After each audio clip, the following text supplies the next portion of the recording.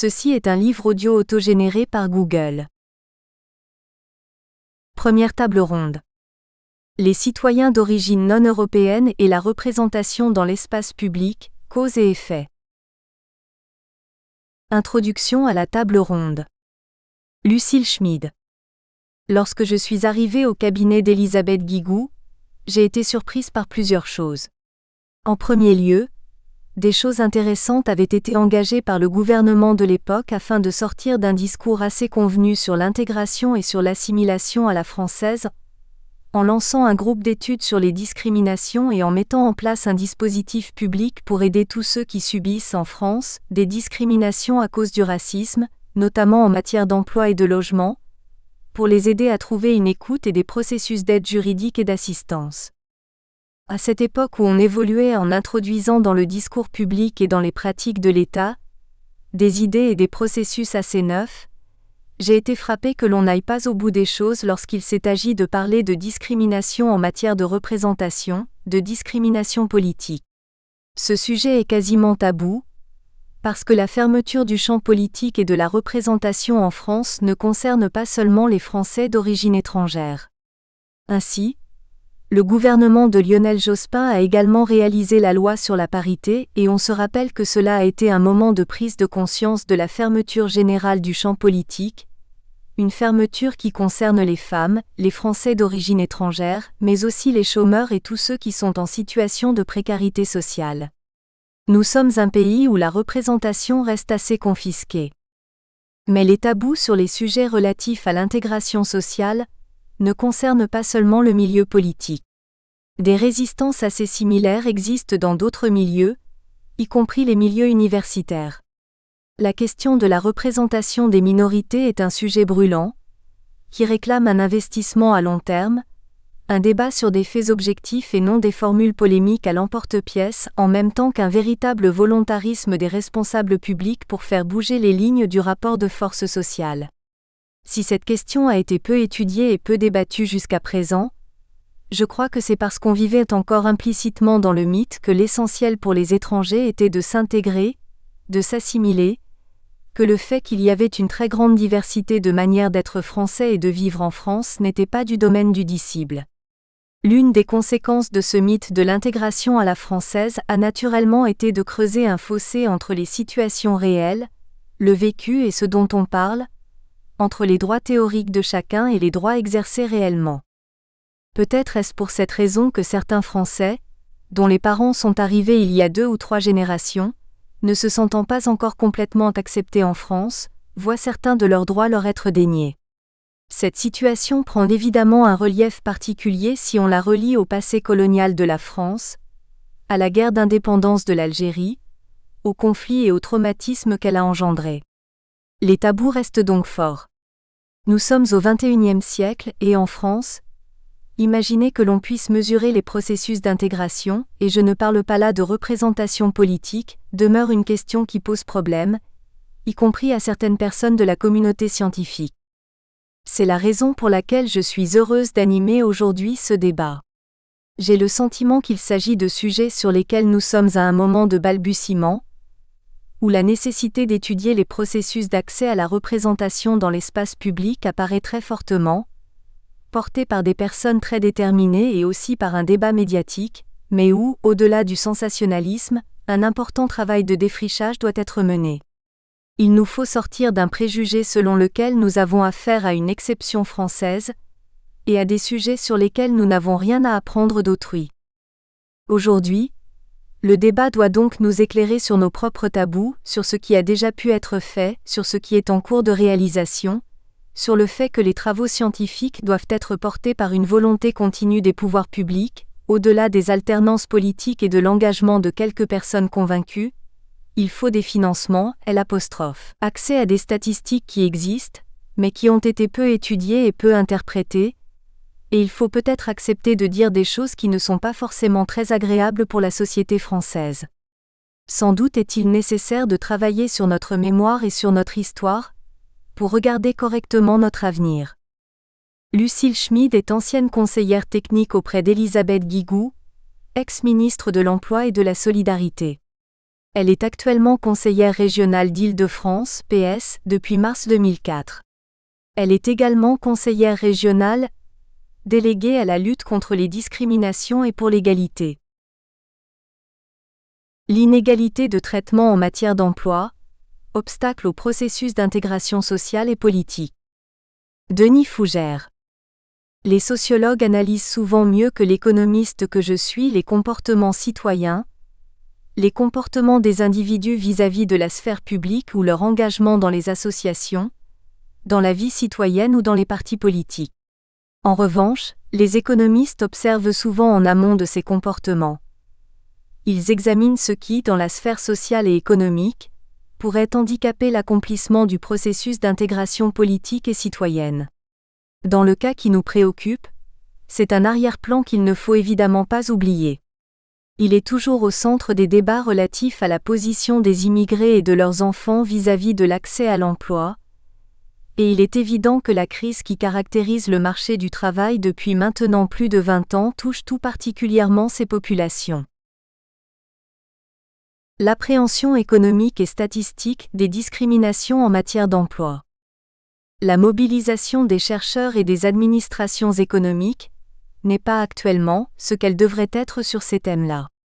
J'essayerai d'expliquer en quoi les écarts observés sont évidemment les résultats de cumul de handicaps, mais peut-être plus encore la conséquence de discrimination, c'est-à-dire d'inégalités en matière d'accès à l'emploi, inégalités dont les habituelles différences de qualification, d'âge ou de sexe ne permettent pas totalement de rendre compte.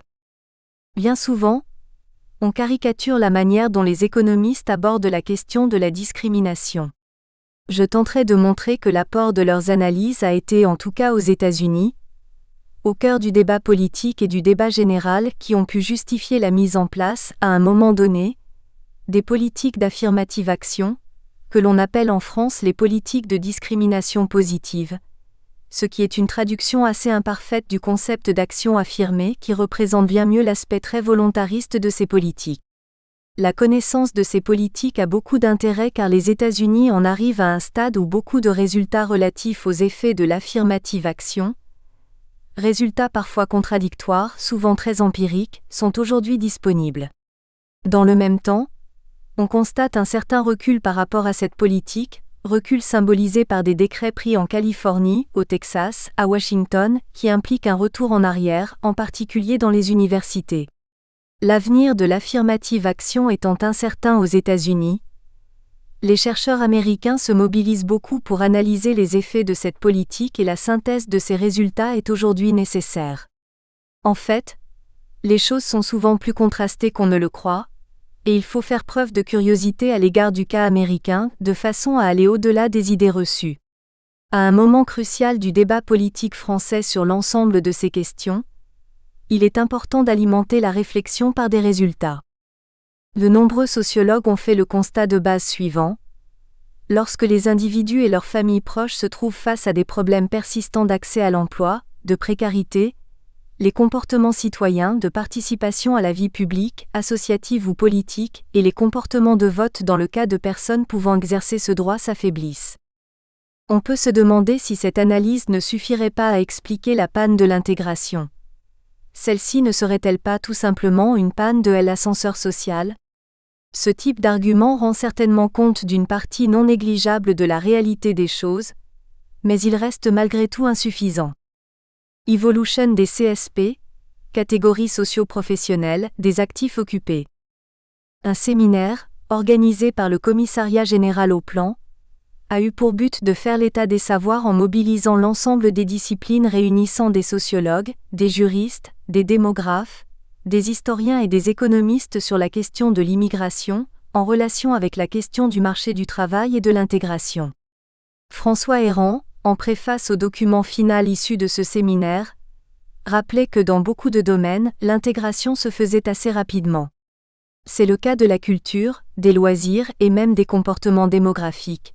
Sur ce dernier plan, un travail de l'INSEE vient d'ailleurs d'être publié en France, portrait social montrant qu'il existe un certain nombre de convergences, particulièrement du point de vue des grands indicateurs démographiques, naissance, nuptialité, etc., pour les femmes étrangères ou issues de l'immigration vivant en France.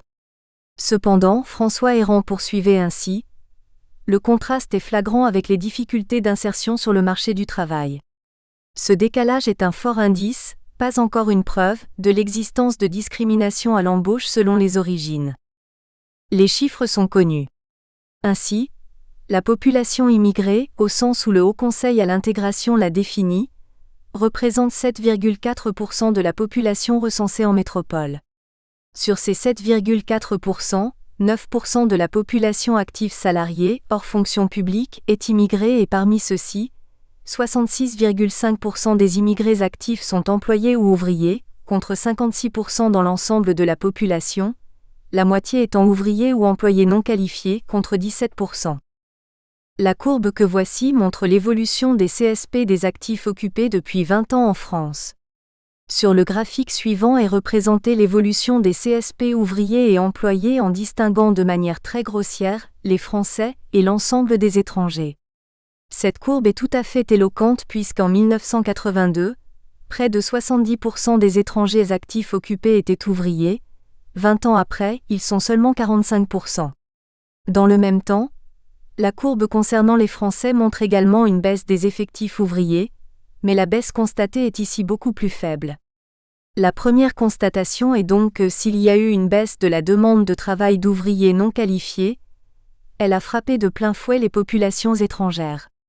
Pour le reste, en revanche, on peut s'étonner de constater que lorsqu'on regroupe l'ensemble des catégories intermédiaires et supérieures, c'est-à-dire des techniciens jusqu'aux ingénieurs, en passant par certaines professions du secteur public, les infirmiers et infirmières, les professeurs, les instituteurs, on peut remarquer que les deux courbes pour les étrangers et pour les Français sont assez semblables sur les 20 dernières années.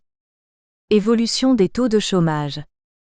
Évolution du chômage par diplôme moins que le baccalauréat. Plus que le baccalauréat. Bien sûr, l'écart est beaucoup plus marqué en faveur des Français. Aujourd'hui, 35% d'entre eux sont actifs occupés dans ces catégories intermédiaires et supérieures, mais la progression est quasiment parallèle pour les étrangers. Aujourd'hui, il y a en proportion plus d'artisans et de commerçants parmi les étrangers vivant en France que dans la population dite française. Si l'on s'en tenait à ce graphique, on pourrait dire que le phénomène de désindustrialisation explique une grande part des difficultés d'accès ou de retour à l'emploi des travailleurs étrangers. Mais il faut aussi observer les chiffres du chômage et les possibilités de reclassement.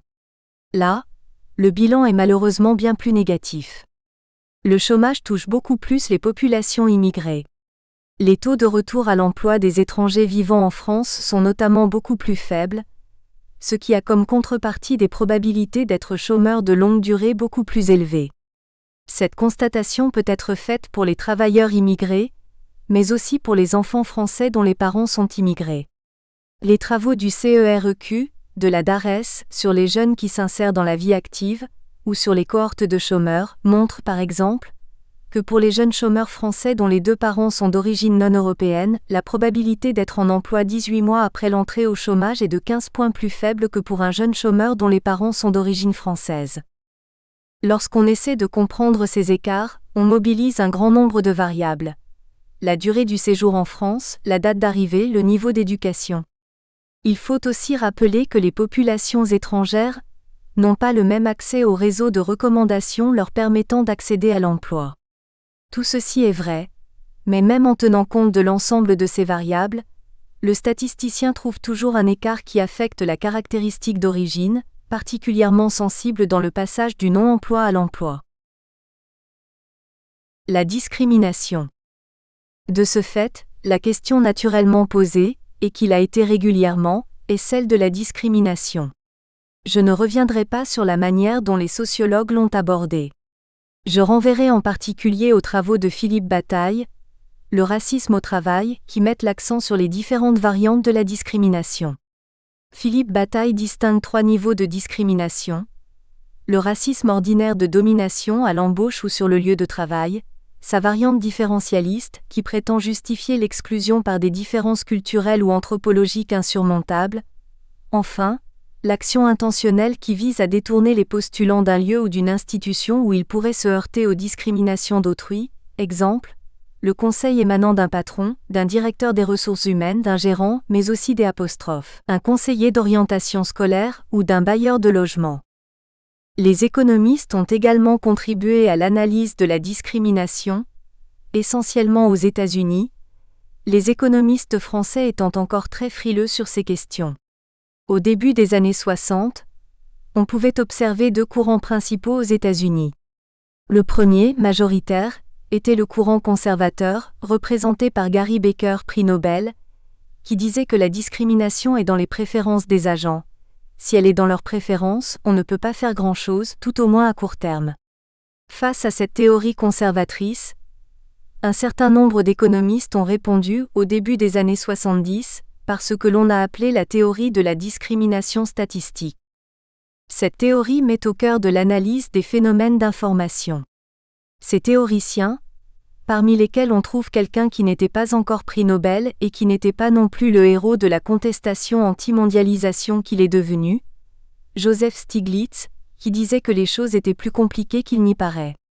Selon eux, les employeurs ont une information assez peu précise sur les capacités des individus issus des minorités. Ils les connaissent mal, ont peu d'informations ou des anticipations incorrectes. Ceci va avoir souvent pour effet qu'ils leur proposent des emplois de salaire inférieurs. Le cercle vicieux est tel que si cet équilibre s'installe, les individus des minorités vont répondre à ceci en investissant insuffisamment dans les études et dans la formation en capital humain.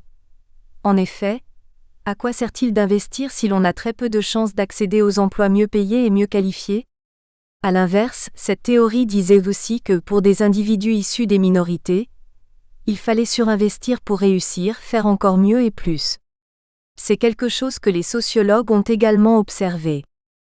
Il faut donc améliorer l'information, mais aussi aller jusqu'à préconiser des politiques d'équal pay, salaire égal ou même d'affirmative action. L'affirmative action, c'est forcer le recrutement d'individus issus des minorités, éventuellement par des quotas et dans un cadre légal. Aux États-Unis, le dit cadre est très complexe parce qu'il mélange à la fois le cadre local et le cadre fédéral. Ces politiques d'affirmative action ont maintenant 30 ans d'ancienneté, pratiquement depuis le premier décret de 1964, issu de l'administration Kennedy. On a donc aujourd'hui un certain recul sur ces politiques qui ont concerné tout à la fois le monde du travail, l'accès à l'éducation supérieure mais aussi l'attribution des marchés publics. Ces politiques concernaient tout à la fois les minorités noires, hispaniques, mais aussi les femmes.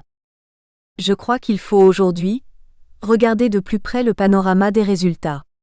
Bien sûr, il y a toujours eu des opposants qui disaient que la représentation des minorités allait être augmentée dans l'emploi, les universités ou l'attribution des marchés publics, et qu'en faisant cela on risquait de provoquer un certain clientélisme et d'attribuer des emplois à des personnes qui n'y étaient pas aptes. Les économistes, les sociologues et les partisans de l'affirmative action n'étaient pas si naïfs et ils savaient que c'était un argument important, mais leur contre-argument était de dire que le cercle vertueux pouvait être recréé si ces mesures, symboliques, pouvaient aussi avoir un effet bénéfique d'incitation en faisant que les femmes et les individus issus des minorités réinvestissent des secteurs, notamment celui de l'éducation, qui jusque-là était sous-investi par eux. Aujourd'hui, un certain nombre de travaux empiriques sur l'affirmative action montrent que si l'accent est unilatéralement mis sur les effets pervers de celle-ci, il faut cependant nuancer l'analyse. Concernant l'efficacité productive, le rapport du coût du travail à la valeur du produit, par exemple, il n'y a pas de conclusion très ferme en défaveur de l'affirmative action. L'argument des opposants était très clair. On va embaucher des gens que l'on va payer cher, alors qu'ils n'ont pas les mêmes capacités productives que les autres, le coût va augmenter, mais la production va stagner, voire baisser. Or, cela n'a jamais pu être démontré empiriquement de manière ferme. Une étude tout à fait sérieuse montre même que dans les départements d'économie les plus sélectifs des universités américaines, là où des politiques d'affirmative action en faveur des femmes ont été menées, le nombre de publications a plus augmenté que dans ceux qui n'avaient pas mis en place ce type de politique. Enfin, des travaux montrent que dans les départements de police locaux qui ont pratiqué l'affirmative action, en particulier vis-à-vis des minorités noires, il n'y a pas eu de résultats sensibles sur la baisse de la criminalité. Pourquoi y en aurait-il eu ? Les opposants s'attendaient plutôt à ce que la criminalité augmente. Tous ces résultats sont rappelés dans un remarquable article de Holzer et Neumark, publié en 2000 dans une revue d'économie prestigieuse, le Journal of Economic Literature. En France, nous n'en sommes pas à ce point-là et il nous faudra mobiliser à la fois la statistique publique et des travaux qui pourront être menés, poussés par des associations comme le Mouvement pour une citoyenneté active. C'est aujourd'hui, selon moi, l'un des impératifs les plus importants. Denis Fougère est directeur de recherche au CNRS, CREI. Le modèle français d'intégration à l'épreuve de la représentation politique. Michel Viviorca. Lorsque nous discutons des questions qui nous rassemblent aujourd'hui, nous confondons vite trois registres qu'il convient de distinguer. En premier lieu, les faits, les données concrètes, tout ce qui permet de procéder à une analyse sociologique ou économique. Savoir ce dont on parle. En deuxième lieu, les dimensions qui relèvent de la philosophie politique, qu'est-ce qui est souhaitable, bon ou juste et qu'est-ce qui ne l'est pas. Enfin, si on met en relation les faits et telle ou telle orientation de philosophie politique, les moyens concrets qui relèvent plutôt des sciences politiques ou juridiques. Quels outils institutionnels pouvons-nous envisager de mettre en œuvre pour transcrire une philosophie politique, d'un type ou d'un autre, en changement pratique ? C'est ici que l'on rencontre en particulier ce qui vient d'être évoqué par Denis Fougère, à savoir l'affirmative action. Dans certains pays, les politiques dites de multiculturalisme jouent sur deux plans, parfois en les intégrant, parfois en les séparant. Le premier est social. Les membres de certains groupes souffrent d'injustice sociale en raison de leur appartenance à ces groupes. Une politique volontariste est supposée y remédier. Le second est culturel. Pour des groupes qui demandent à être reconnus dans leur identité culturelle, une politique de reconnaissance. Nous espérons que vous avez apprécié cet aperçu. Pour continuer à écouter ce livre audio sur Google Play Livres, utilisez le lien dans la description de la vidéo.